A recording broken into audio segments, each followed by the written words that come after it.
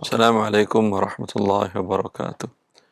Alhamdulillah rabbil alamin wa bihi nasta'in wa nusalli wa nusallim wa nubarik ala nabiyyina Muhammadin wa alihi wa sahbihi ajma'in wa ba'du. Ikhwani wa akhwati fillah, para pemirsa Roja TV dan para pendengar Radio Roja yang dimuliakan oleh Allah Azza wa Jal, kita melanjutkan bagian akhir dari pembahasan Ahkamuddin, hukum yang berkaitan dengan hutang piutang, dari kitab Umdatul Fiqh, kemudian yang ditulis oleh Imam Al-Muwaffaq Ibn Qudamah Al-Maqdisi, dan diberikan syarah atau komentar oleh Profesor Dr. Abdullah bin Abdul Aziz Al-Jibrin. InsyaAllah akan akhiri pembahasan hutang piutang pada pertemuan ini. Fadhal Syekh. قال المؤلف بسم الله المؤلف رحمه الله تعالى فإن ادعى المدين أي الإئسار وظاهر حاله أنه معسر كأن يكون دينه بسبب زواج أو نفقة على نفسه وأهله ونحو ذلك ولم يعرف له مال سابق أو كان له والغالب على الظن ذهابه حلف أنه معسر وخلى سبيله لأن الأصل وخلي سبيله لأن الأصل عدم وجود المال لديه. Dan apabila orang yang berhutang mengklaim atau mengaku ada kesulitan, dan demikian keadaan zahir halihi, yaitu keadaan zahirnya yang tampak secara lahiriah bahwa dia adalah seorang yang mengalami kesulitan, seperti seseorang yang berhutang dengan sebab untuk menikah atau untuk menafkahi diri dan keluarganya atau yang semisalnya, dan tidak diketahui sebelumnya memiliki harta, atau dia memiliki dan ghalib secara zon ghalib bahwa hilang hartanya, Habis hartanya. Dan secara persangkaan yang besar bahwa habis hartanya, maka dia diminta untuk bersumpah bahwa dirinya dalam kesulitan, dan kemudian dibiarkan atau diberikan ke lapangan karena secara hukum asal tidak ada baginya, dia tidak memiliki harta untuk melunasi hutangnya. Bila seseorang mengaku bahwa dia adalah mu'sir, Allah akan memberikan aturan tersendiri bagi orang yang kondisi dia pada setelah dia berhutang ternyata ada kebutuhan yang ternyata terjadi sesuatu dan hartanya habis. Ya, kalau dari awal dia tahu bahwa dia tidak mampu akan membayar, haram bagi dia berhutang tanpa menyebutkan kondisinya. Tapi ini dalam kasus dia pada waktu awalnya perkiraan mampu akan ada uang yang diterima untuk membayar hutang tersebut, atau akan ada aset yang bisa dijual dan insya Allah pada waktu itu sudah laku. Tapi qadar Allah, ya, uang tak kunjung diterima, haknya tidak kunjung diterima, dan asetnya pun tak kunjung laku, dan bahkan hilang, terbakar atau apa, umpamanya kebawa banjir dan seterusnya. Maka ketika itu statusnya mu'sir. Dan orang yang mu'sir, kata Allah, wa in kana dzu usratin fa nadhiratun ila maisarah. Bila pihak yang berhutang itu dalam kondisi tidak mampu membayarnya, maka berikan tangguh dia untuk membayar sampai kapan? Sampai ada kemampuan membayar ke lapangan. Ya. Nah, illa an ya'rifa lahu mal illa an yu'rafa lahu malun qabla dhalika fala yuqbal qawluhu innahu mu'sirun illa bi bayyinatin li'annahu bihadhihi al-bayyinati sara bimanzilati man lam yu'raf lahu mal, kecuali apabila diketahui bahwa dia telah memiliki harta sebelumnya, maka dalam hal ini tidak diterima perkataannya bahwa dia sedang mengalami kesulitan, kecuali adanya bukti atau adanya keterangan. Karena dengan keterangan ini maka dia berada pada kedudukan orang yang tidak memiliki harta. Ya, tadi pada waktu awal dia mengatakan qadarullah, kondisi saya begini-begini. Ya. Lalu dia minta untuk disumpah. Sumpah bahwa kondisinya tidak mampu untuk membayar hutang. Dengan setelah disumpah bagaimana? Ya udah selesai. Adapun kalau dia sebelumnya mampu membayar, ada asetnya, ada uangnya, tapi kemudian dia mengatakan, saya sekarang kondisi tidak mampu. Lah, sebelumnya kan ada aset kamu, ada bilet giro kamu yang akan cair, ada hak kamu yang akan engkau terima. Ya, dia mengatakan itu ternyata perusahaannya gironya giro kosong, perusahaannya menghilang. Ya, ini tidak bisa diterima. Kalau yang pertama tadi cukup bersumpah. Ya, kalau yang kedua sebelumnya dia punya kemampuan membayar, kemudian dia mendakwakan dia tidak bisa membayar, kondisinya mu'sir, maka harus ada bukti, yaitu 2 orang saksi yang mengatakan bahwa betul kondisinya sekarang tidak mampu membayar, dia jelaskanlah karena begini, begini, begini. Ya, Nah, tafadhal. فإن كان موسرا به أي تبين أنه موسر بقيام بينة تثبت أن لديه مالا يكفي لسداد الدين الذي عليه لزمه وفاؤه لأنه حق واجب عليه ويلزمه أداؤه. Dan apabila orang yang berhutang mendapatkan kelapangan dan telah jelas bahwa dia telah memiliki kelapangan untuk biqiyami bayinatin, dengan adanya keterangan yang jelas, dan dia memiliki harta yang dapat memenuhi atau melunasi hutangnya, maka wajib baginya untuk menunaikan hutang tersebut, karena itu adalah merupakan kewajiban atasnya dan lazim atau wajib baginya untuk melunasinya.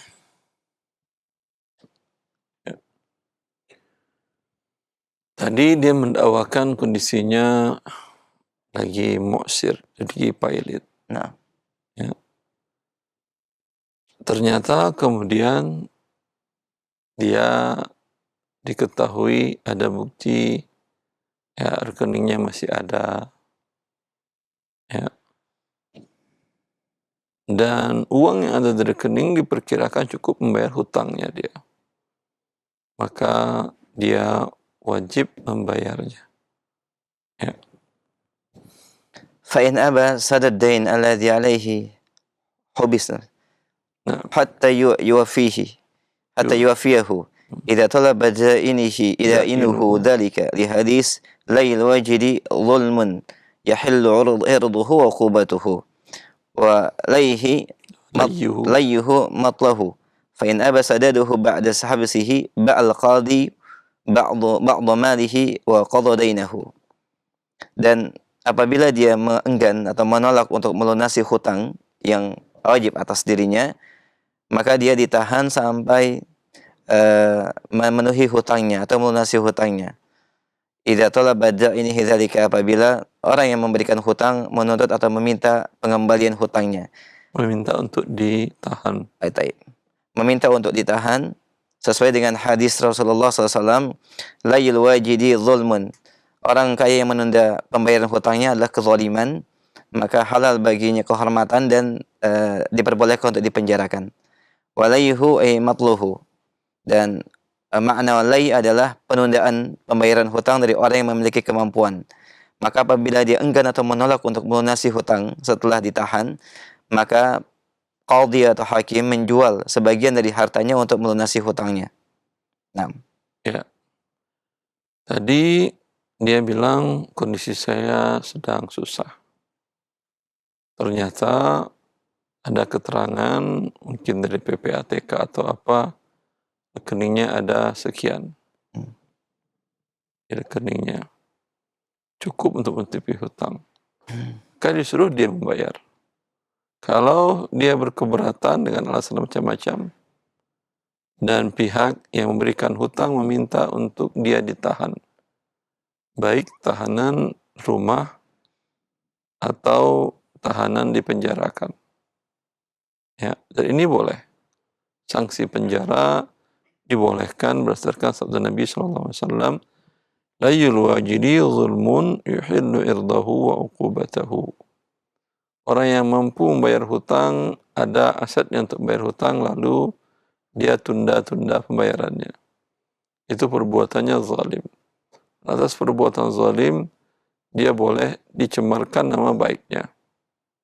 Cemarkan nama baiknya seperti umpamanya dia, pihak yang memberikan hutang tadi, memberitahukan kepada kolega-koleganya, ya, atau ke setiap kontaknya bahwa dia punya hutang dan tidak bayar-bayar. Jangan kalian pinjamkan dia, jangan transaksi tidak tunai dengan dia. Juga selain boleh dicemarkan nama baiknya, juga boleh diberikan sanksi fisik dalam bentuk ditahan atau dipenjara. Ya. Sebagian ulama membolehkan dengan sanksi fisik dicambuk sebanyak 10 kali per hari sampai dia lunasi.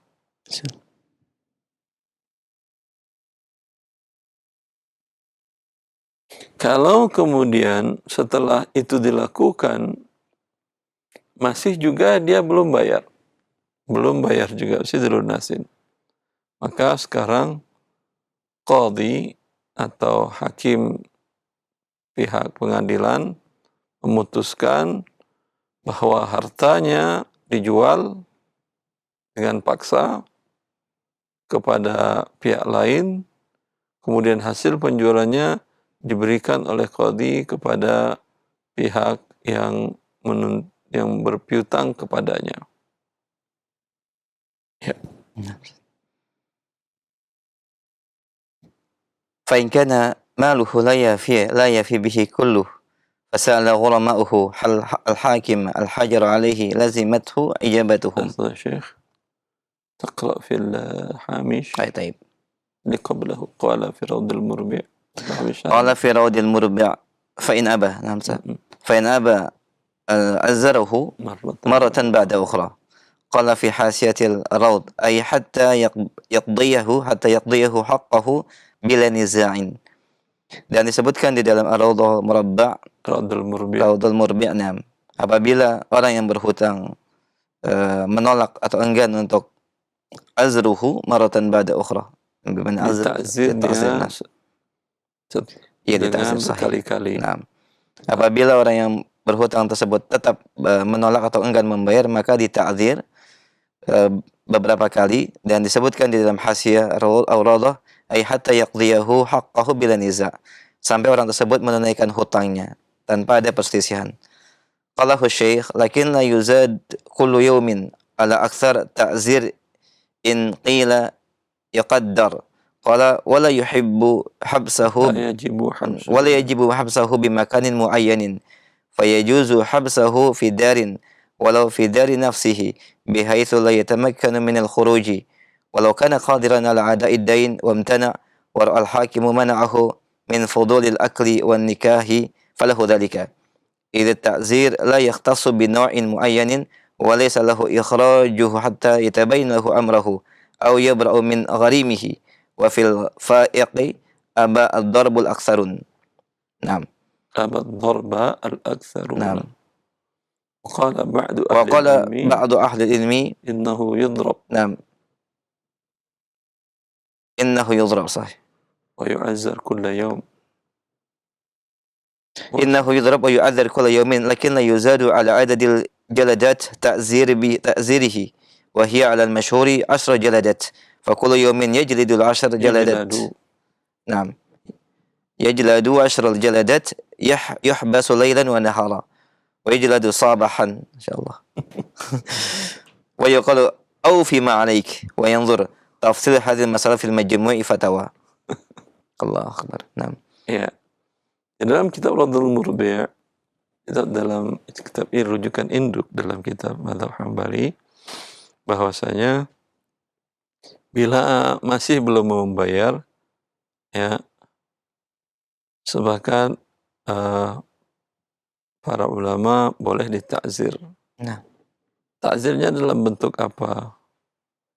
Ya, sebagian mengatakan ditahan atau ditahan atau dikurung. kurung. Bisa jadi dikurung di suatu tempat penjara, seperti yang rumah penjara yang dibeli oleh Umar bin Khattab adalah untuk hal seperti ini. Dalam Islam, kalau pelaku pidana, pembunuhan, mencuri itu nggak dipenjara. Ya, hanya dipenjara sampai umpamanya ketika dia berbuat tindakan pidana, pencurian, perampokan, ya, ditangkap oleh pihak berwenang, kemudian dipenjara sampai keputusan hakim. Kalau hakim kemudian memutuskan potong tangan, sudah selesai, pulang. Ya, seperti itu. Adapun yang dipenjara, yang dibeli oleh Umar, rumah Sofwan bin Umayyah dengan harga 60.000 dirham, itu 40.000 dirham itu adalah untuk orang yang punya kewajiban ke pihak lain, tapi kemudian enggan membayarnya padahal hartanya ada. Maka ditahan. Baik ditahan di tempat tertentu atau ditahan tahanan rumah. Tidak boleh dia keluar rumah.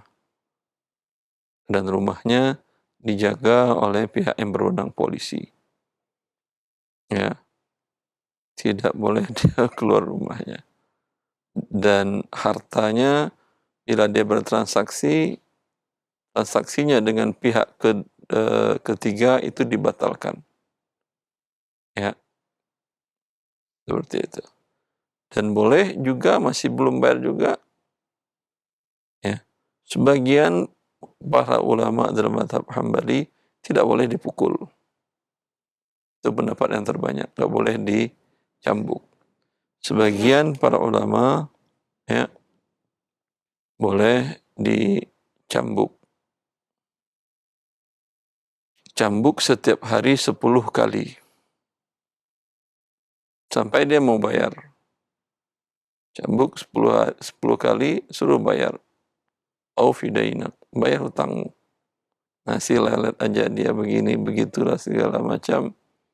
Ya, ditahan, masih ditahan tahanan rumah.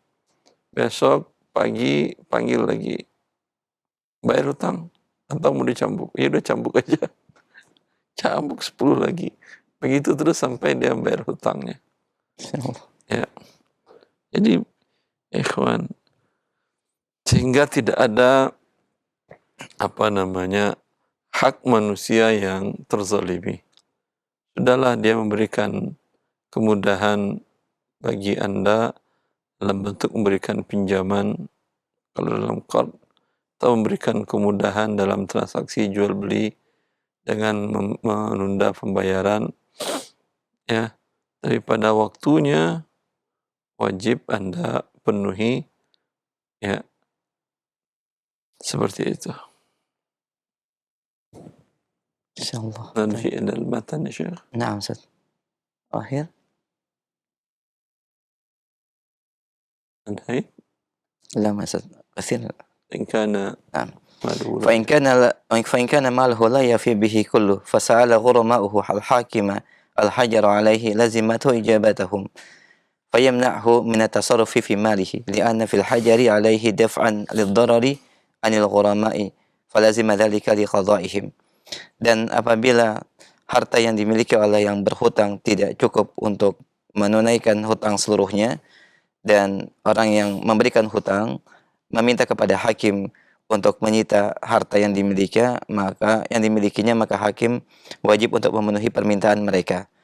Maka hakim menahan atau melarang orang yang berhutang untuk melakukan transaksi apapun dari hartanya, karena dengan adanya penyitaan daf'an lid-darari, untuk menolak atau menghindari kemudaratan yang dapat berakibat kepada pemberi hutang, maka lazim dzalika liqadaihim, dan ini dilakukan dalam rangka menunaikan hak mereka. Nah, Ya, jika hartanya ada, utangnya umpamanya 5 miliar, hartanya 4 miliar. Yang 4 miliar itu hakim mengatakan itu hartanya diboikot. insyaallah. Sampai kalau dia umpamanya kayaknya saya mau mati ini, kata dia, saya mau wakafin aja lah satu tanah itu, harganya 300 juta umpamanya. Itu yang penerima wakafnya umpamanya dia sampaikan kepada seseorang, seseorang mengatakan, ya udah itu kami uruskan wakafnya.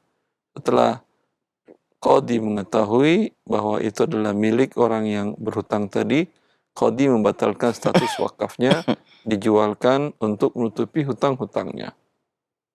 Ya, atau dia jualkan atau dia pinjamkan atau apa, itu qadhi berhak membatalkan semua transaksi yang dia lakukan setelah qadhi menyatakan bahwa dia diboikot. فإذا هجر عليه لم يجوز تصرفه في ماله لا ببيع ولا بحبة ولا بغير ذلك، وذلك لدفع الضرر عن دائنه كما يمنع الصغير عن التصرف لمصلحته.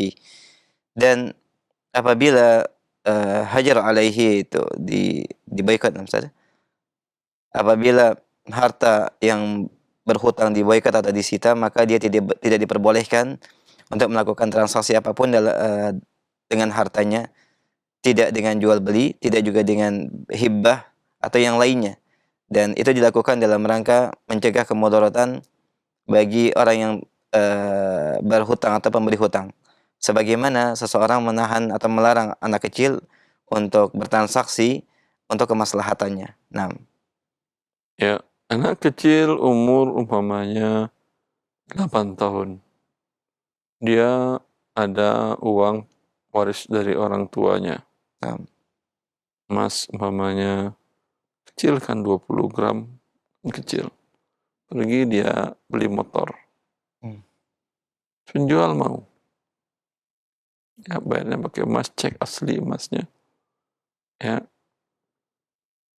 maka bagi hakim, bagi umpamanya ibunya atau pamannya bisa mendatangi hakim mengatakan, ini anak kecil belanja motor, ini merusak dia motor, kami nggak setuju para walinya.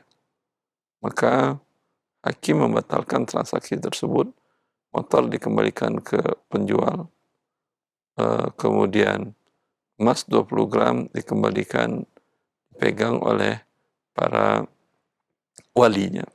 Begitu juga orang yang hutangnya lebih besar daripada aset yang ada.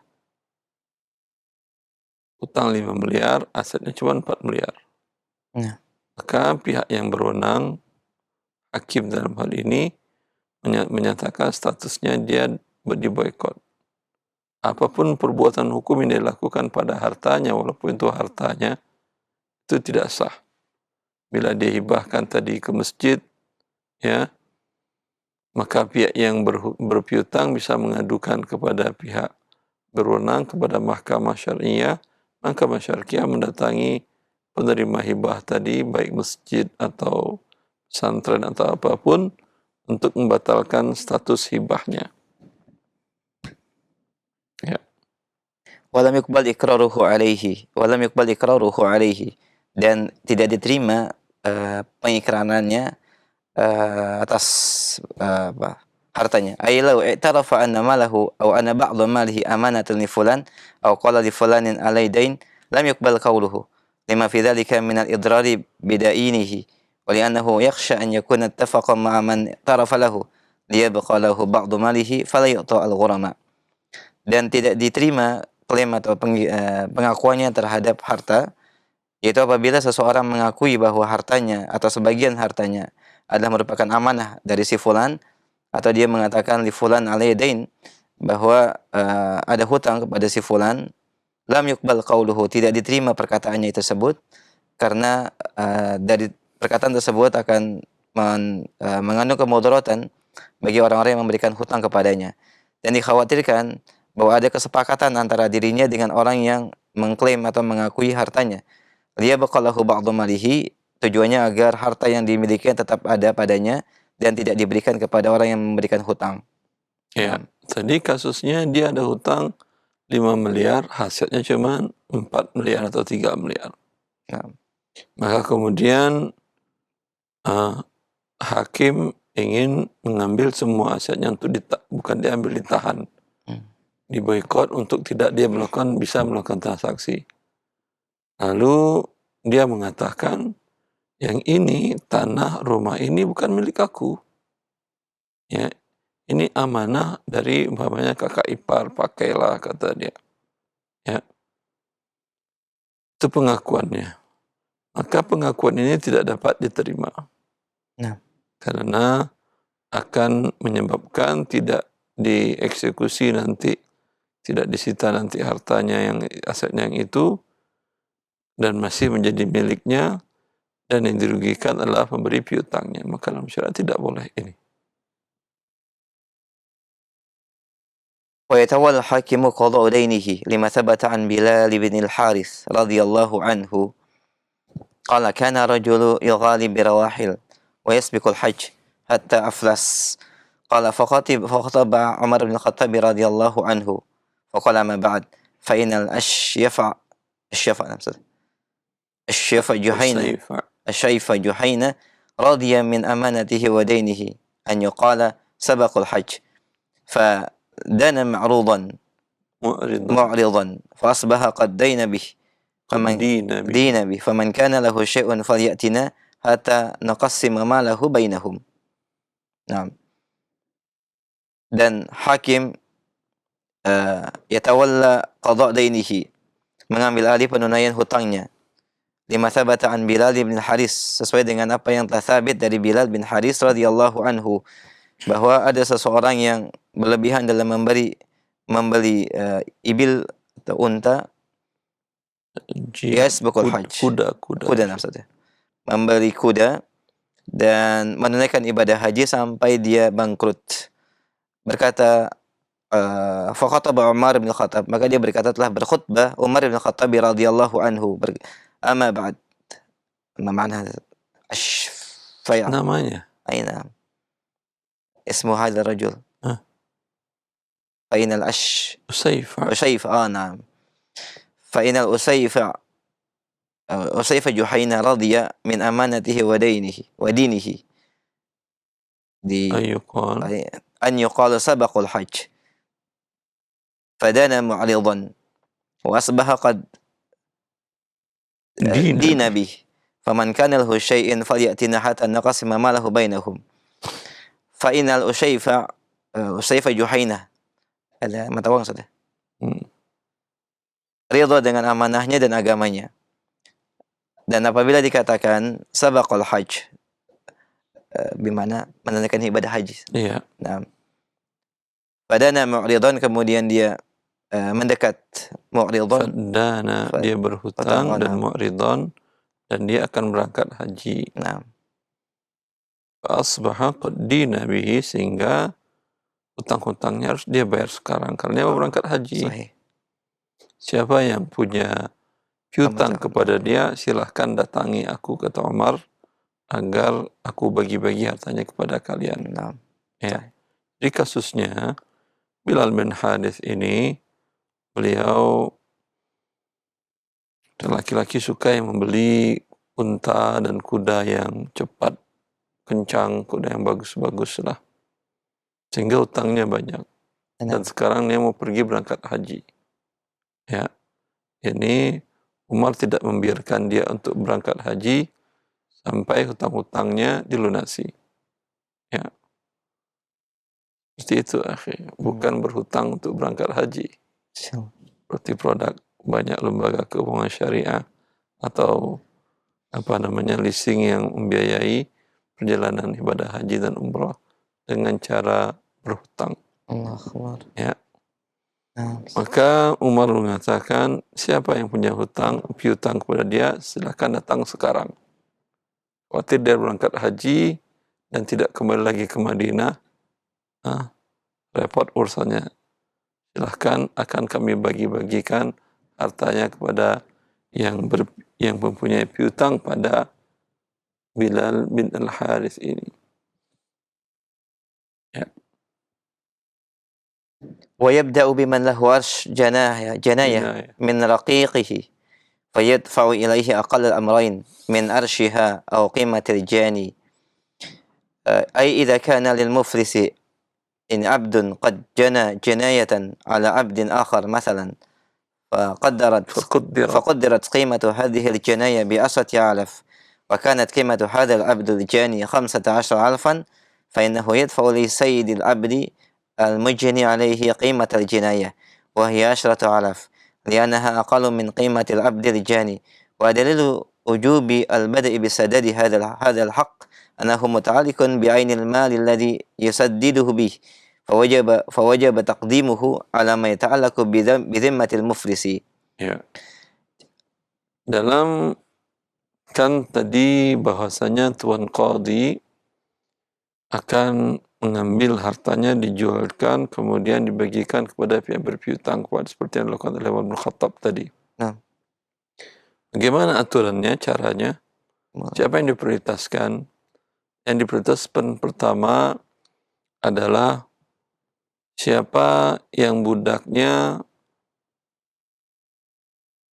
terkena perbuatan pidana dari budak yang berhutang ini. Artinya, seseorang dia melakukan dia punya hutang, tanggung jawab seperti umpamanya harus membayar perbuatan budaknya kelahi, budaknya memukul budak A punya budak, B punya budak. Budaknya A mukul budak B. Sehingga umpamanya yang terjadi satu tangannya tidak berfungsi. Ya, tidak berfungsi. Satu tangan tidak berfungsi itu ada diatnya, ada arsnya, ada kompensasi pembayarannya. Anggap pembayaran nilainya ini adalah 10.000 dinar, umpamanya. Sedangkan nilai budak yang melakukan budak si A yang memukul tadi harganya 15.000. Ya. Yang berhutang lain ada juga yang berpiutang kepada dia, selain ini kan berarti ada kewajiban 10.000. Yang lain juga ada berpiutang kepada dia, yang lain A dan B, dan mungkin beli barang, mungkin pinjam uang dan seterusnya. Yang ini dulu diselesaikan. Karena ini berkaitan dengan hartanya. Yaitu harta aset yang ada itu budaknya melakukan tindakan tindakan pidana dengan memukul budak lainnya. Ya. ثم من له رهن ويدفع له أقل أمرين فيدفع له أقل أمرين من دينه أو ثمن رهنه وله أسوة الغرماء في بقية دينه. Kemudian kepada yang memegang gadai diberikan kepadanya yang lebih kecil antara jumlah piutangnya atau harga gadainya. Nah, adapun haknya atas sisa utangnya sama dengan pemilik piutang lainnya.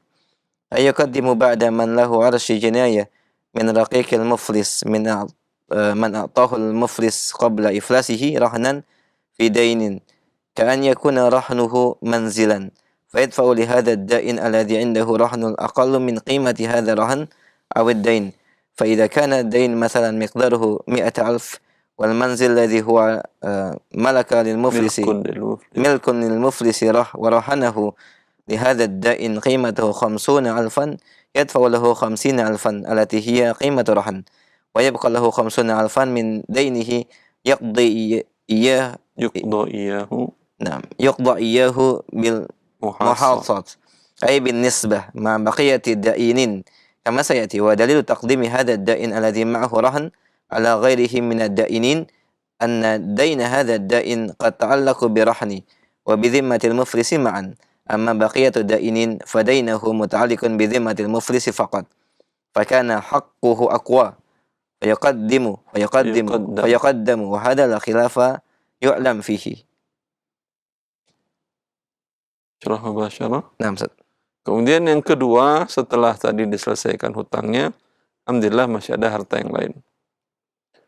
Sekarang piutang siapa yang diprioritaskan nomor 2 setelah piutang atas budaknya yang melakukan tindakan pidana tadi? Piutang pihak yang memiliki jaminan, memiliki barang gadai dari yang berhutang tadi. Dia berhutang baik hutang dagang atau pinjam uang kepada A. B berhutang kepada A. Lalu si A minta pada waktu transaksi umpamanya atau pinjam uang, dia minta jaminan. Dia berikan jaminannya adalah sertifikat tanah dan rumahnya. Ya. Maka ini yang diselesaikan dulu setelah yang pertama tadi. Bila ternyata kalau umpamanya rumah lebih mahal, ya dijual rumahnya, uangnya diberikan kepada dia, dan sisanya diberikan kepada yang berpiutang lainnya. Nah. Tapi bila rumahnya ternyata lebih kecil daripada hutangnya 1 miliar, harga rumahnya setelah di awal memang nilainya lebih 1 miliar, 1,1. Tapi kemudian terjadi sesuatu sehingga harga rumahnya turun menjadi 800. Ya udah, itu rumah dijualkan, uang 800 juta diambil, yang 200 juta lagi nanti si yang berpiutang yang punya barang gadai tadi, yang menerima gadai tadi, sama statusnya dengan para pihak yang berpiutang lainnya, nanti dilakukan uswatul gharama, dihitung dengan porsi persentase dari piutang masing-masing, dan berapa sisa diberikan seperti itu. Umpamanya A tadi tinggal 200 juta. Ada B berpiutang dan tidak ada jaminan.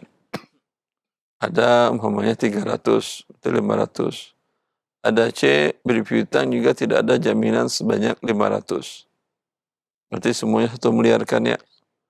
Dan kemudian Tuan Qadhi menyita semua asetnya. Berapa terjual? Terjual 500 juta umpamanya.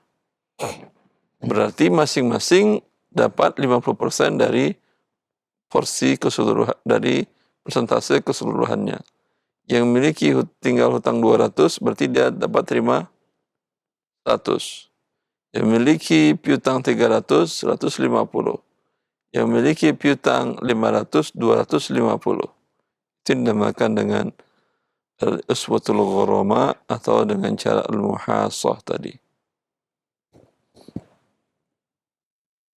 ثم من وجد متاعه الذي باعه بعينه لم يتلف بعضه ولم يبيعه المفلس ولم يهبه ولم يوقفه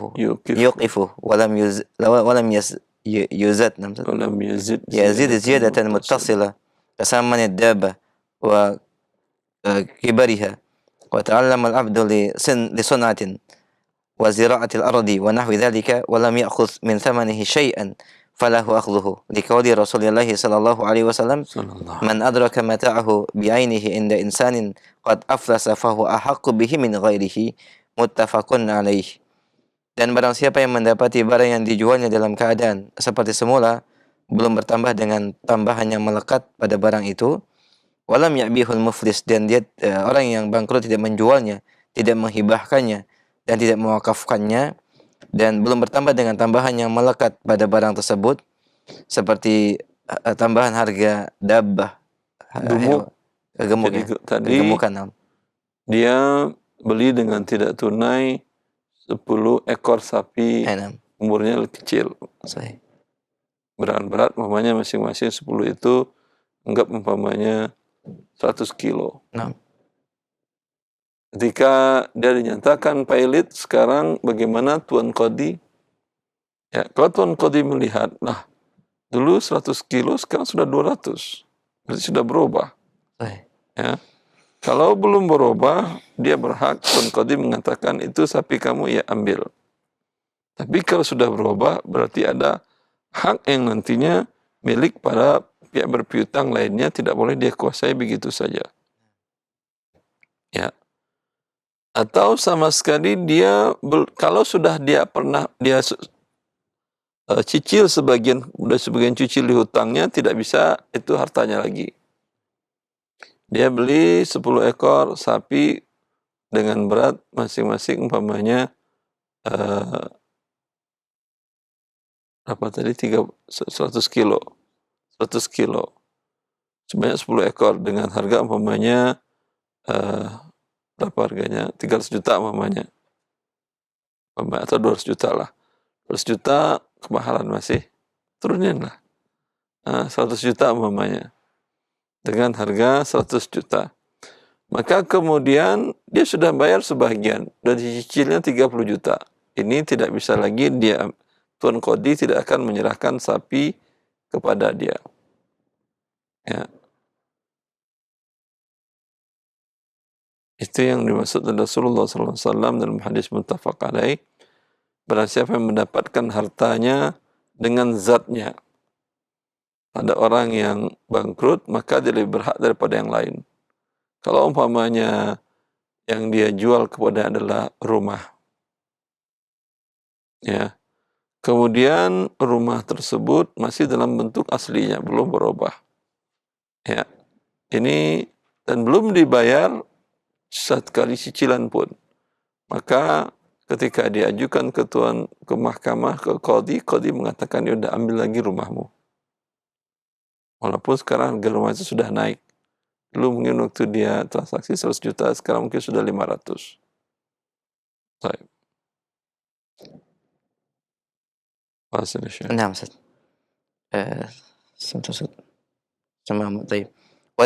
وذهب بعض أهل العلم إلى أن البائع يستحق سلعته التي عند المفلس ولو كان قد تلف بعضها أو زادت زيادة متصلة، لكن يزيد قيمة الزيادة، كذلك يستحق سلعته ولو كان قد استلم بعض ثمن سلعته لأموم الحديث السابق وهذا هو الأقرب. Dan sebagian para ahli ilmu berpandangan bahwa al-ba'i, yaitu penjual, memiliki hak barang dagangannya yang ada pada orang yang bangkrut, walau kana qad talifa ba'daha, walaupun ada kerusakan sebagiannya atau kehilangan sebagiannya atau bertambah dengan penambahan yang melekat. Lakin yaruddu qimata ziyadah, akan tapi dia kembalikan tambahan daripada nilai yang bertambah, sebagaimana dia berhak untuk silatahu terhadap barang dagangannya walaupun telah diterima atau diberikan kepada diberikan sebagian daripada harta atau nilai qimah hartanya, sebagaimana keumuman hadis yang sebelumnya, dan ini adalah merupakan pendapat yang lebih dekat kebenarannya. Ya, sebagian ahli ilmu, sebagian para ulama mengatakan tidak. Nah, Bila barang itu yang dia jual dengan tidak tunai, ya, baik bertambah ataupun berkurang, ataupun sudah diangsur sebagian pembayaran, dia berhak pada barang itu karena keumuman hadis tadi. Ya, karena keumuman hadis tadi dia berhak daripada yang lain. Tinggal lagi kalau ada selisih, kalau selisihnya adalah lebih besar, maka yang berpiutang ngambil barangnya, kemudian dia, kan ada pertama seperti hewan tadi, nambah beratnya di tangan pembeli yang cara berhutang tadi. Ada pertambahan umpamanya, dia nilai, ada pertambahan semuanya dari 100 juta, ada pertambahan 30 juta. Jadi beratnya bertambah, maka dia bayarkan 30 juta tadi. Bila kurang, maka dia menjadi uswatul ghurama. Bila umpamanya dia ambil, ya, ternyata ada pengurangan susut beratnya yang sebelumnya nilainya 100 juta, sekarang menjadi nilai 80. Maka diambil hewannya atau barangnya, kemudian yang 20 juta diambilkan nanti dari hasil penyitaan dan eksekusi harta yang berhutang tadi. ويقسم الباقي بين الغرماء على قدر ديونهم، لما روي مسلم عن أبي سعيد رضي الله تعالى عنه قال: أصيب رجل fi ahdi Rasulillah sallallahu alaihi wasallam fi thimarin ibta'aha fakathra dainahu faqala Rasulullah sallallahu alaihi wasallam tasaddaqu alaihi fatasaddaqu an-nas alaihi falam yablugh dhalika wafa dainihi faqala Rasulullah sallallahu alaihi wasallam li ghuramaihi khudhu ma wajadtum laisa lakum illa dhalika. Dan sisa harta dibagikan kepada para pemilik piutang berdasarkan persentase masing-masing, sebagaimana hadis yang diriwayatkan Imam Muslim dari Abu Sa'id radhiyallahu anhu, di mana seseorang pada masa Rasulullah membeli buah dan dia memiliki banyak hutang. Maka Dia Rasulullah beli buah usibah, tapi kemudian karena buah kurma yang dibelinya belum matang, ya, sedangkan dia sudah bayar cash, Masya Allah, ya, atau sebagian belum bayar umpamanya. nah, Maka ternyata karena itu sudah dibelinya menjadi milik dia, kewajibannya bayar harga kurma tadi. Ternyata kurma tadi terkena hama, maka otomatis dia wajib bayar. Hutangnya tumpuk banyak. Ya, maka Rasulullah Shallallahu Alaihi Wasallam bersabda, tasaddaqu alaihi, pada para sahabatnya, bersedekahlah kalian kepada dia. Maka terkumpul sedekah. Dia nggak punya uang untuk membayar lagi. Lalu Rasulullah SAW memberikan sedekah tadi kepada pihak yang berpiutang kepadanya. Dan Rasulullah mengatakan, ini yang ada kalian bagi sesuai dengan porsi kalian, piutang kalian kepada dia. Ya, udah, kalian tidak ada hak pada orang yang berhutang tadi lagi. Baik. Wa yunfiqu 'ala muflisi wa 'ala man talzamuhu ma'unatihi ka zawjatihi. Wa 'ala man talzimuhu ma'unatuhu ka zawjatihi wa auladihi sighar min malihi ila an yuqsam baina da'inin idza lam yakun ladaihi kasbun yunfiqu minhu 'ala nafsihi wa 'ala man talzimuhu nafaqatuhum li'anna al-mala qabla an yuqsima milkun lahu fa yunfiqu 'alaihi wa 'ala alihi min malihi li haditsin ibda' bi nafsika fatasaddaq 'alaiha fa in fadla syai'in fali ahlik fa in fadala 'ala an ahlika syai'un fali dhi qurabatik, rawahu Muslim. Dan orang yang bangkrut dan semua yang ada dalam tanggungannya dinafkahi dari hartanya, seperti istrinya atau anak-anaknya yang kecil, min malihi, dari hartanya, hingga dibagikan di antara ad-dainin, orang-orang yang memiliki berhutang saja, yang memberikan hutang. Dan apabila dia tidak memiliki kasab, itu harta yang lain atau pencaharian, maka dia dinafkahi atas dirinya dan orang-orang yang berada di bawah tanggung jawabnya. Karena al-mal qabla an yuqsam milkun lahu, harta sebelum dibagikan adalah miliknya, dan dia dinafkahi dan kepada keluarganya dari hartanya, sebagaimana hadis Rasulullah sallallahu alaihi wasallam, mulailah dari dirimu dan bersedekahlah kepada dirimu, dan apabila ada kelebihan maka berikan kepada keluargamu, dan apabila ada kelebihan maka berikanlah kepada kerabatmu. Hadis riwayat Imam Muslim. Ya. Maka sebelum dieksekusi oleh para hakim melihat ini orang tidak ada pekerjaan, sudah pekerjaan tetap. Ya, dia hanya berdagang. Sekarang hartanya akan dieksekusi. Maka ditinggalkan biaya hidupnya selama 1 tahun dan orang-orang yang dia tanggung anak istrinya. Ya, dihitung biaya harinya berapa, umpamanya sekian kali sebulan kali 1 tahun, ditinggalkan umpamanya 100 juta. Asetnya ada 5 miliar. 100 juta dipegang oleh qadhi, hakim, nanti hakim memberikan kepada dia. Sisa yang lain dieksekusi. Ya, seperti itu. Fa in wajaba lahu haqqun bi syahidin wahid ka an yashhada syahidun anna li hadzal muflis ala rajulin daynan fa aba al muflisu an yahlifa ma hadha syahidi liyahkuma lahu bi hadzal haqq wa yusaddidu minhu da'inuh lam yakun li ghuramaihi wa hum ad-da'inun li hadzal muflis an yahlifu li'anna al-ghurama'a la yahlifuna li-itsbati milkun li ghairihim. Dan apabila orang yang bangkrut mempunyai hak berdasarkan kesaksian seseorang, seperti seseorang bersaksi bahwa orang yang bangkrut ini memiliki hutang kepada seseorang, akan tetapi fa'aba al-muflis an yahlifa, orang yang bangkrut itu enggan untuk bersumpah, memiliki piutang. memiliki piutang. Fa'aba al-muflis an yahlifa, itu orang yang memiliki piutang enggan untuk bersumpah. Yang bangkrut tadi yang dinyatakan bangkrut. Enggan untuk bersumpah. Mahadha syahid liyahkuma lahu bihadal haq.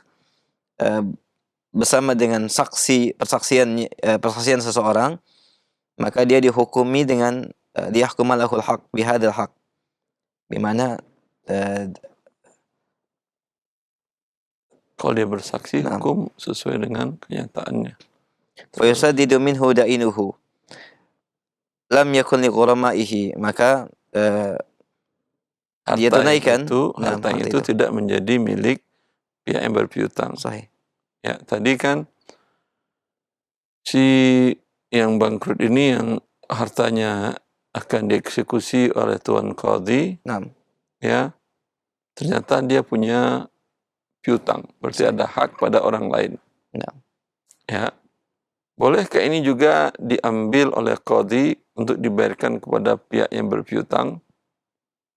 Ya, tinggal qadhi nyuruh dia bersumpah bahwa itu memang ada haknya dia, piutang dia ke pihak lain.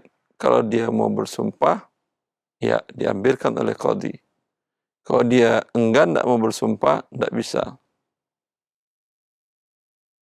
Ya. Nah, yakfi Ustaz. Intahina. Nah, intahin, alhamdulillah. Insyaallah pekan depan bab hewalah wal dhaman. Alhamdulillah wa jazakallahu khair Ustaz, barakallahu fik pendengar dan pemirsa Raja TV. Alhamdulillah demikian pembahasan dan syarah yang disampaikan oleh Ustaz terkait dengan poin utang piutang, dan kita berikan kesempatan bagi para pendengar dan pemirsa untuk memperdalam pembahasan. Alhamdulillah kita telah masuki sesi soal jawab. Kita akan terima via telepon terlebih dahulu. Baik, silahkan. Halo. Assalamualaikum warahmatullahi wabarakatuh, Ustaz. Nah, waalaikumsalam warahmatullahi wabarakatuh. Dengan siapa akhi di mana? Dengan Abu Ulfah di Bekasi, Ustaz. Taib, Abu Ulfah, silakan pertanyaannya. Begini, Ustaz, saya punya teman berusaha di bidang produksi makanan. Kemudian dia mengajak saya bekerja sama dengan saya sebagai investor untuk membeli bahan baku makanan tadi, Ustaz. Begini teknisnya, Ustaz. Dia beli dia pergi ke toko makanan, ke toko bahan baku makanan. Kemudian dia sebutkan beberapa kebutuhan ke toko tersebut. Kemudian saya diajaknya ke toko itu dan beli bahan makanan itu dengan uang saya. Kemudian dia bawa bahan makanan itu ke tempat pabrik dia. Dan di situ dia bikin keuntungan untuk saya. Katakanlah tadinya harganya misalnya 1 juta menjadi 1.200.000. Apakah ini dibolehkan, Ustaz? Dia bawa, kemudian apa? Anda beli, kemudian Anda kasih ke dia hadiah, atau Anda jual, atau Anda bagian dari saham Anda di situ? Konteksnya itu dia tidak punya uang untuk paham saya. Dia tidak punya uang untuk membeli bahan bakunya. Sekarang Anda diajak, Anda beli, kemudian dia bawa ke pabriknya. Itu barang Anda bisa dia bawa ke pabriknya atas dasar apa? Anda akadnya jual beli, meminjamkankah, hadiah, atau apa akadnya? Akadnya itu dia ngajak kerjasama, kemudian dia pergi ke toko bahan. Ya, kalau kerjasama sepakat para ulama dengan rupiah. Kalau Anda ini kerjasamanya bukan dengan rupiah, dengan bahan baku. Ya. Kalau bahan baku dinilai rupiah.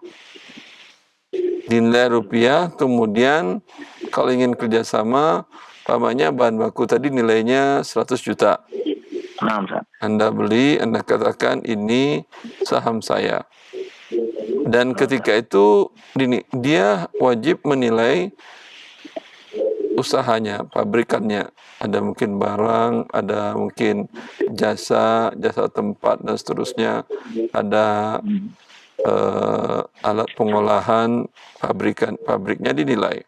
Umpamanya seharga 1 miliar, seharga 900 juta. Anda ikut share modal dengan 10%, dia 90% berarti. Anda 100 juta, dia 900 juta. Ya, itu musyarakah namanya. Nanti ketika untung Anda mendapatkan 10%. Ketika rugi, uang Anda berkurang 10%. Ya, itu namanya kerjasama. Tapi bisa juga kalau Anda ingin aman, jual beli akadnya. Ya udah Anda beli, Anda katakan, ini saya beli 100 juta, saya jual kepadamu 130 juta dengan pembayaran tempo tanggal sekian, cicilan pertama, kedua, ketiga, keempat, kelima, dan seterusnya. Jadi kita nggak termasuk menjual sesuatu yang belum kita miliki, Ustaz. Jadi kita datang ke toko itu bersama dia, kemudian kita bayar, kemudian diambil sama dia barang itu, dan dia kasih keuntungan sama kita. Kalau kasus Anda kan tidak tahu tadi, kan kerjasama. Kalau kerjasama berarti tidak ada jual beli. Yang saya sarankan jual beli. Anda beli dulu, Anda terima dulu, baru Anda jualkan kepada dia, Anda antarkan ke pabriknya dia. Nah, Ustaz.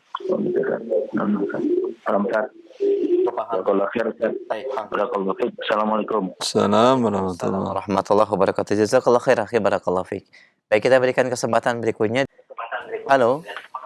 Assalamualaikum warahmatullahi wabarakatuh. Waalaikumsalam warahmatullahi wabarakatuh. Dengan siapa, Pak? Rizal di Singkawang, Kalimantan. Pak Rizal, di Singkawang. Silakan pertanyaannya, Pak Rizal. Begini Ustaz, ada sebuah masjid setelah direnovasi selesai. Masjid. Di sebelahnya itu ada rumah Ustaz.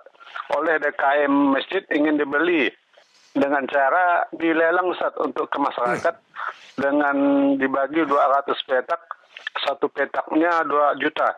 Apakah ini termasuk wakaf Ustaz? Tergantung DKM-nya ngomongnya seperti apa. Kalau dia ngomong disebarkan ke masyarakat itu istilahnya wakaf. Istilahnya wakaf. Dia mengatakan siapa yang ingin berwakaf membeli ini.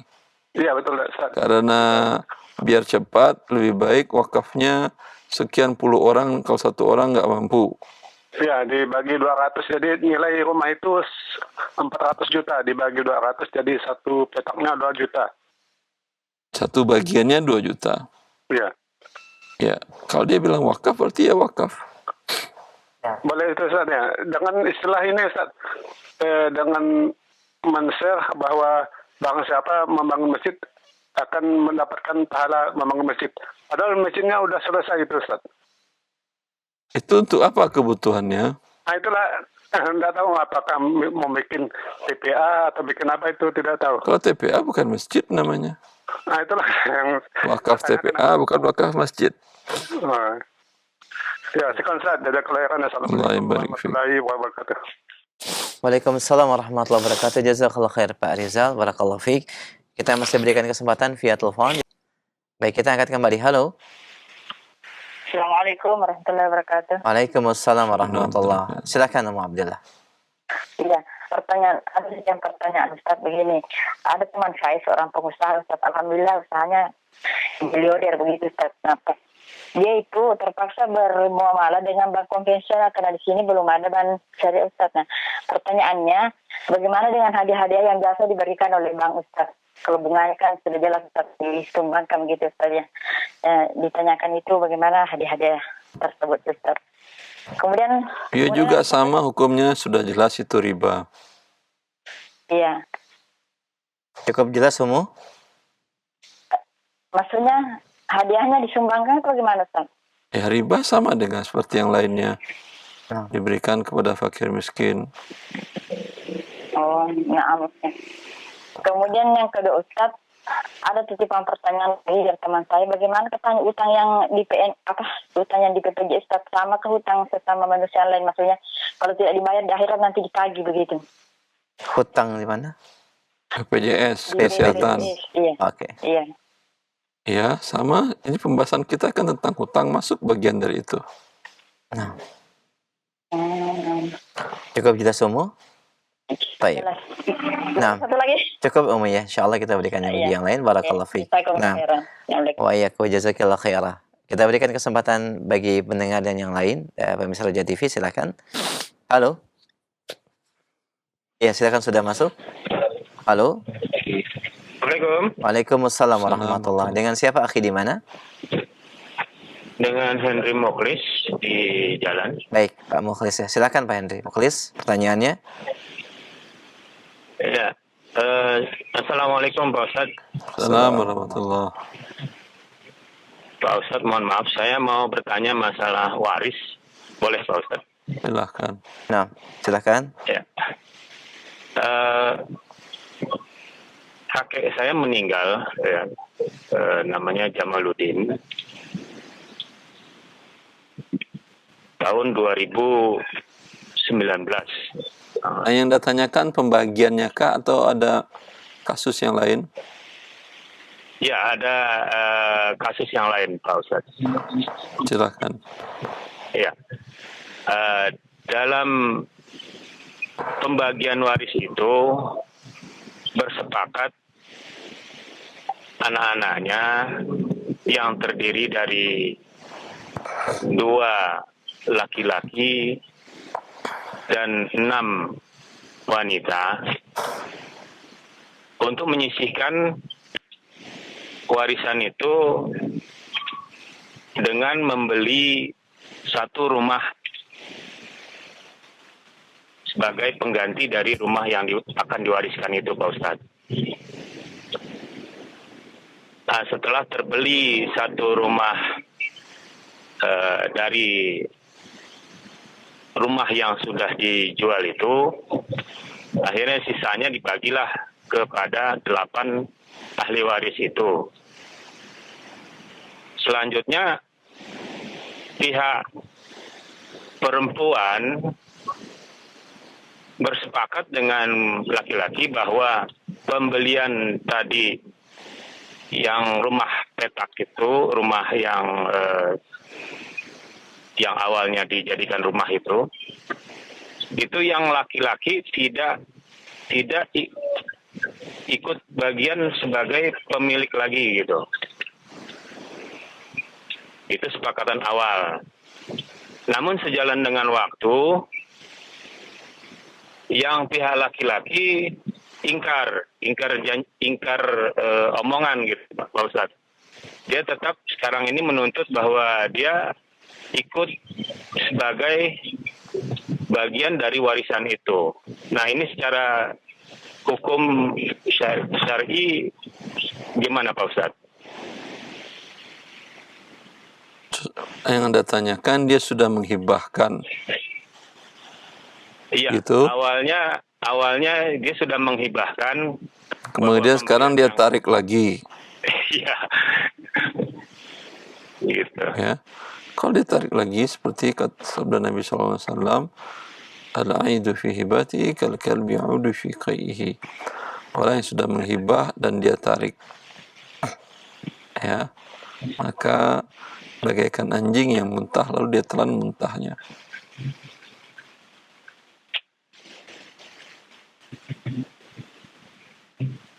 Jelas.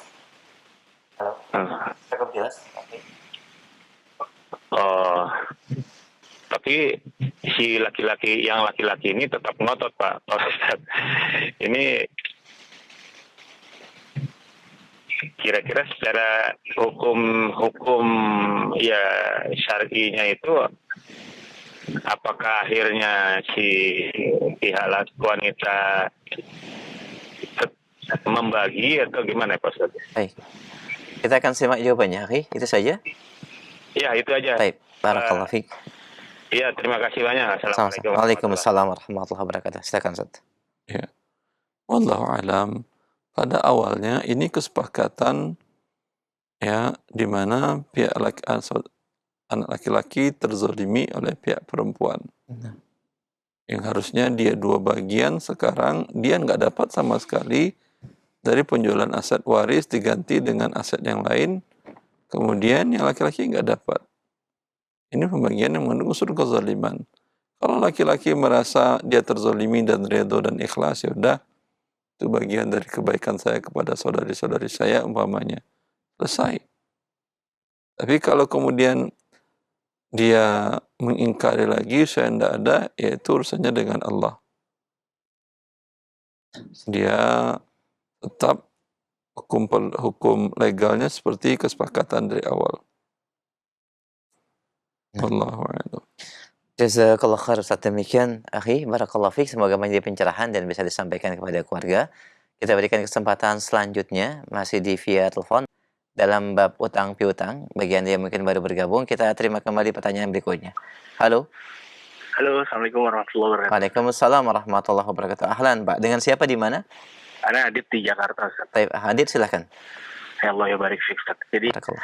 ini Ustaz, Ana mau tanya, kalau Ana ada orang tua kan beliau pensiunan, terus karena pensiun ada dulu punya mobil. Nah sekarang beliau aktivitasnya kan online gitu, Ustaz, taksi online. Nah karena memang kebutuhan yang mendesak, karena mobil yang lama itu cukup ini biayanya cukup besar, jadi akhirnya dijual dengan yang baru gitu, Ustaz. Nah mobil yang lama itu, Ustaz,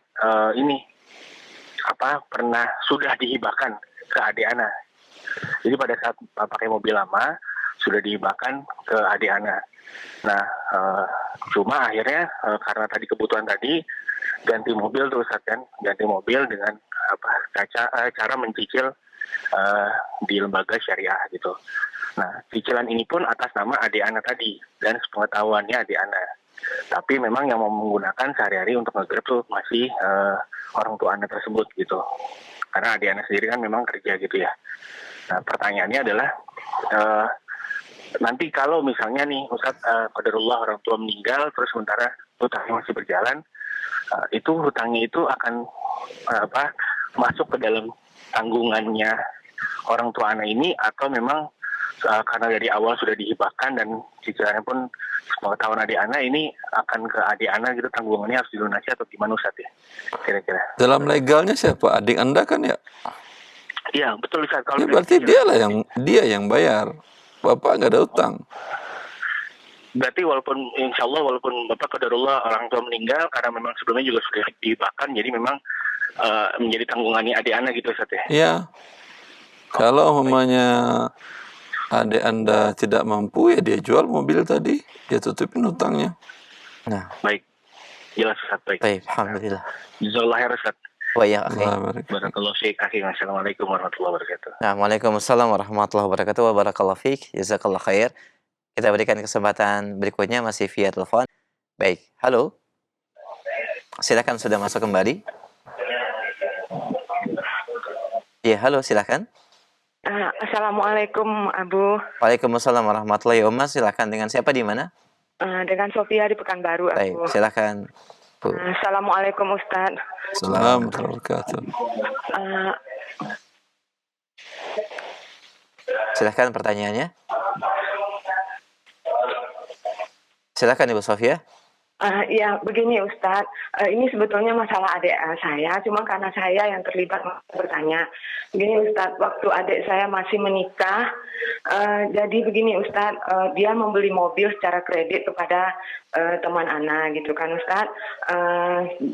Jadi waktu untuk membeli mobil itu Ustadz, uangnya dia sebetulnya mau beli mobil A yang agak murah, cuman istrinya mau beli mobil yang agak besar gitu kan Ustadz. Jadi katanya kepada istrinya, kalau nanti mau beli mobil itu tambahlah uang saya untuk DP-nya, begitu kan Ustadz. Jadi ditambahlah sama istri ini kalau nggak salah sekitar 25 juta waktu itu Ustadz. Akhirnya belilah mobil ini secara kredit syar'i ke kawan saya gitu kan Ustadz. Setelah berjalan waktu itu COVID, jadi 2 tahun berjalan yang utang atas nama adik saya ini gitu Ustadz. Dia yang membayar cicilan dan semuanya pokoknya atas dia gitu semuanya gitu kan Ustadz. Jadi setelah berjalan udah COVID, akhirnya macet-macet dan akhirnya akhirnya karena saya nggak mau juga bermasalah dengan si penjual, kami putuskanlah untuk memulangkan mobil itu. Jadi si penjual maunya Ustaz, jualkanlah mobil itu, bayar hutang ke saya sebanyak yang kita akad di awal gitu kan Ustaz. Alhamdulillah mobil itu terjual gitu Ustaz, bisalah menutupi semuanya gitu. Jadi sama si penjual ini Ustaz, dikasihlah adik saya itu uang 25 juta. Mungkin karena berlebih uang itu dari penjualan mobil, tambah cicilan dulu, tambah DP semuanya dikasihlah. Jadi terimalah adik saya ini uang 25 juta, saya kasihkan gitu kan Ustaz. Rupanya selang berapa lama mereka bercerai gitu Ustaz. Jadi si istrinya adik saya ini Ustaz menuntut uang itu, kan kamu terima uang dari sana, pulangkan uang saya katanya begitu. Jadi bagaimana itu hukumnya Ustaz? Apakah memang adik saya harus memulangkan lagi uang yang 25 juta itu atau bagaimana Ustaz? Karena awal akadnya seperti tadilah itu Ustaz. Kalau Anda mau beli mobil yang ini tambahlah DP-nya gitu. Jadi gitu Ustaz, karena bekas adik ipar saya itu juga minta ke saya uangnya, kan kamu terima dulu dari penjual, kasihkan uang saya. Sementara uang itu karena saya tidak cuma sebagai perantara, kan saya kasih sama adik gitu kan. Jadi itu masalahnya sekarang Ustaz. Jadi bagaimana Ustaz? Itu saja pertanyaannya Ummu. Ustaz. Assalamualaikum warahmatullahi wabarakatuh. Waalaikumsalam warahmatullahi wabarakatuh. Dia sudah memberikan uang 25 juta kepada istrinya. Terjadi hibah, sudah diserahkan juga, sudah diterima, dan hibah mengikat. Lalu kemudian terjadi perceraian, itu diminta lagi. Itu yang sama dengan kata Rasulullah SAW, dia bagaikan anjing. Anjing yang muntah, lalu dia telan kembali muntahnya. Itu sebuah perbuatan dosa besar. Bagi yang menerima, tidak ada kewajibannya mengembalikan. Karena sudah menjadi miliknya. Nah, demikian Ibu Sofia ya, cukup jelas insyaallah dan bisa disampaikan kepada keluarga. Barakallahu fiik. Kami berikan satu kesempatan kembali via telepon, masih di pembahasan utang piutang. Baik, kita sapa kembali penanya berikutnya. Halo. Silahkan, sudah masuk kembali. Halo. Assalamualaikum. Waalaikumsalam warahmatullahi wabarakatuh. Dengan siapa Bapak, di mana? Dengan Amri di Tanjung Barat. Baik, Pak Amri, silakan pertanyaannya. Gini Pak Ustadz, kami usaha suplai bahan makanan, lalu kami kerjasama maksudnya dengan investor dengan sistem bagi hasil 50-50. Nah, pada perjalanan ternyata tagihan kami itu sampai saat ini belum dibayar. Sementara investor menuntut kami untuk mengembalikan dananya sampai kami melaporkan ke pihak berwajib, dan memang pihak perusahaan yang kami suplai itu malah melaporkan kami dengan alasan pencemaran nama baik. Nah, dalam kasus ini Pak Ustadz, bagaimanakah dengan dana investor itu yang saat ini belum kami bisa kembalikan? Di mana apakah itu sebagai hutang pribadi atau memang sebagai dana investasi yang memang masih kami belum menerima pembayaran dari tempat perusahaan yang kami suplai. Di awal akadnya dengan investor seperti apa bunyinya? Bahwa di awal akad itu kami ada kerjaan untuk mensuplai suatu kapal. Lalu dengan sistem bagi hasil 50-50. Setiap ada pembayaran maka akan dikembalikan dana pokok, maksudnya dana yang diinvestasikan ditambah bagi hasil. Bila ada kerugian? Tidak disebutkan Ustaz di dalam akadnya.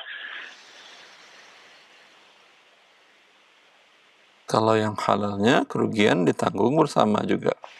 Kemudian ini ada kelalaian dari pihak pengelola atau tidak? Anda sendiri ada kelalaian nggak dengan pihak pemberi kerja, pembeli barang? Tidak ada, Pak. Alhamdulillah tidak ada. Karena sampai saat ini sudah kami laporkan juga ke pihak berwajib, dan memang pihak berwajib hanya memberitahu jika ada korban lain bahwa ini adalah pidana. Tapi karena hanya kami yang melapor, jadi hukumnya perdata.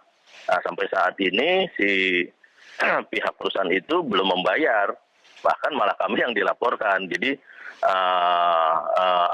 alhamdulillah pihak berwajib sudah mengecek semua tagihan kami, Saya ulangi pertanyaan saya.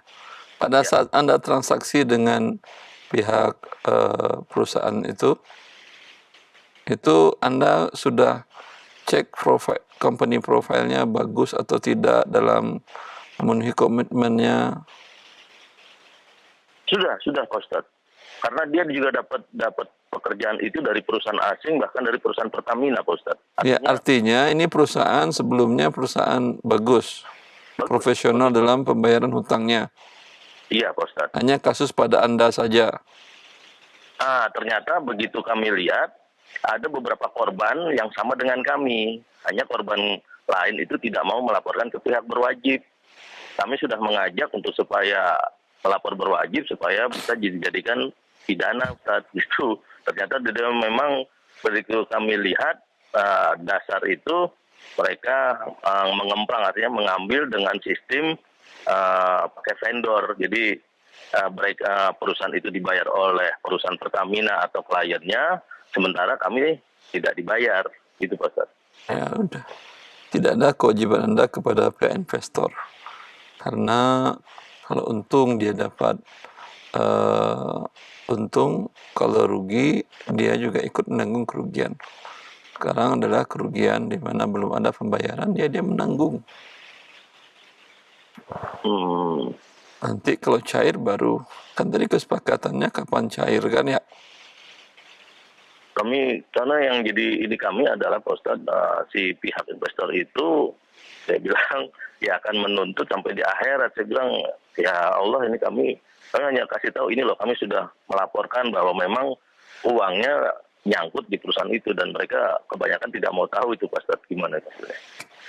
Ya udah, nanti aja di akhirat, enggak apa-apa kok. Iya ya. Kan Anda tadi mengatakan itu ketika ada pembayaran saya bayarkan modal tambah keuntungan. Iya. Sekarang tidak ada pembayaran, apa yang mau Anda bayar? Iya Pak Ustadz, iya benar. Baik, cukup jelas Bapak. Iya, Alhamdulillah. Baik. Barakallahu fiik Pak. Semoga Allah mudahkan urusan antum. Dan ini pertanyaan kami terakhir di kesempatan pagi ini. Sebagai ikhtitam dan kesimpulan kajian, Ustaz silahkan. Ya, bila kondisi seseorang ketika di awal berhutang, dia wajib jujur menyampaikan kondisinya mampu membayar atau tidak. Bila tidak mampu, haram dia sembunyikan, dan karena berakibat kepada pihak yang memberikan piutang menjadi terzalimi. Kalau tidak mampu, bagaimana cara dia memenuhi kebutuhannya? Itu kebutuhan pokoknya datang ke lembaga amil zakat, hak Anda ada di sana. Ya, seperti itu. Bukan dengan cara berhutang dengan menyembunyikan, ya, sehingga menzalimi pihak yang lain. Allah Ta'ala alam.